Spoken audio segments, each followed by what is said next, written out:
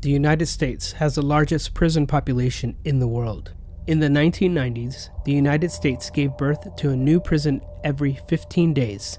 Private prisons lobbied for laws like 3 strikes, guaranteeing them billions of taxpayer dollars to incarcerate millions of people. All across the United States, cash-strapped towns in rural areas have been preyed on by private prisons. In Adelanto, a small desert town in Southern California, almost 1 in 3 people live behind bars. The city of Adelanto, self-proclaimed as the city of unlimited possibilities, has instead become an incubator for mass incarceration.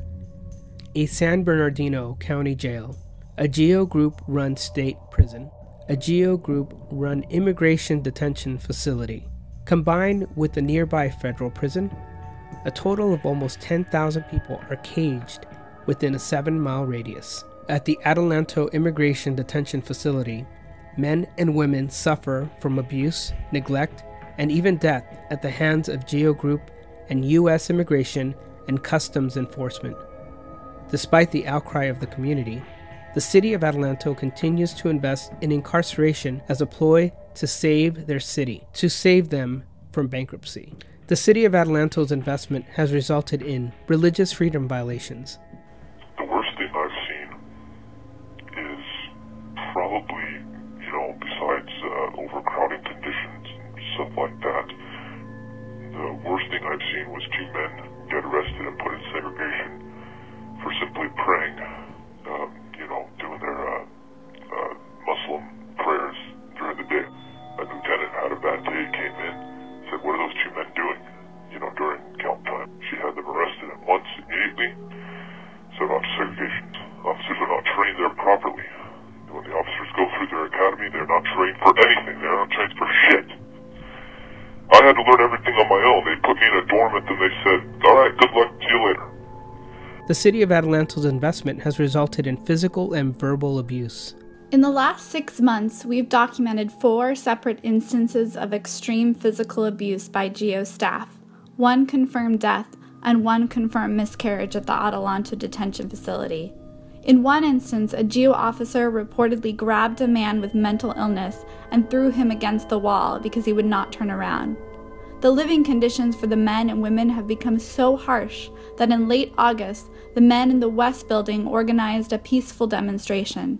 The men refused to return to their cells in protest of the physical abuse, lack of warm water for showers, and broken phones in the unit.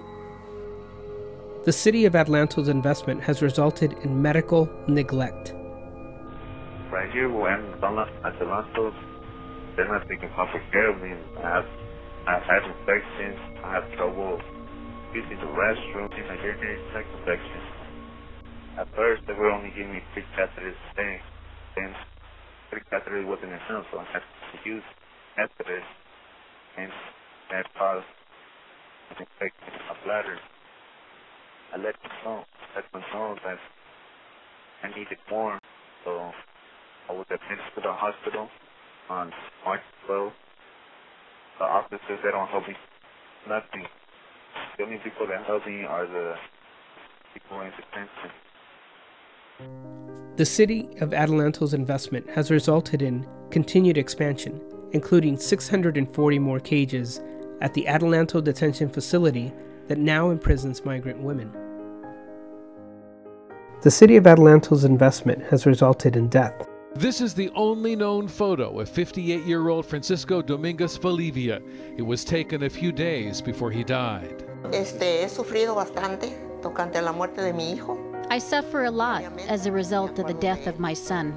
His mother, Juana Lopez, says she crossed the border during a raging storm when her son was just 2 years old, in search of a job and good medical care for her children.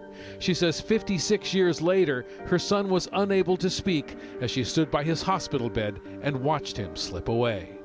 The undocumented father of 5 was trying to convince immigration officials to let him stay in the United States.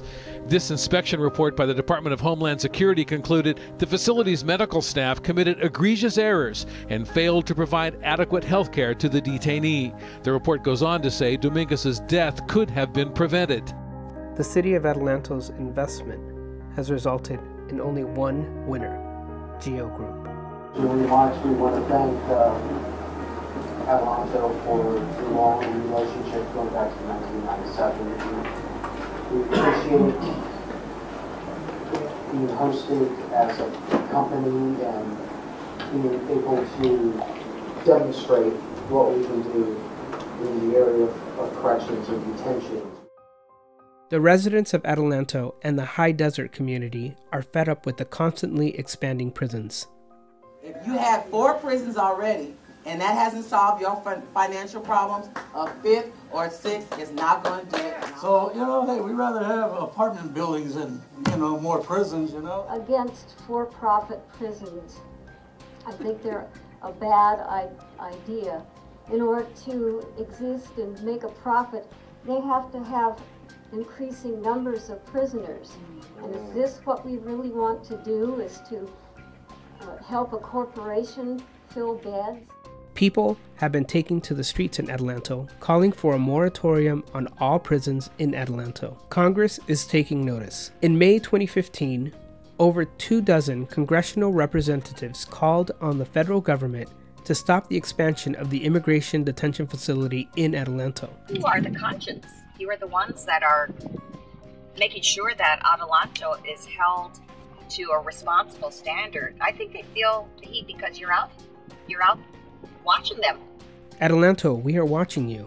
It's time to say no to prison interests and reclaim the town. Help us reclaim our town.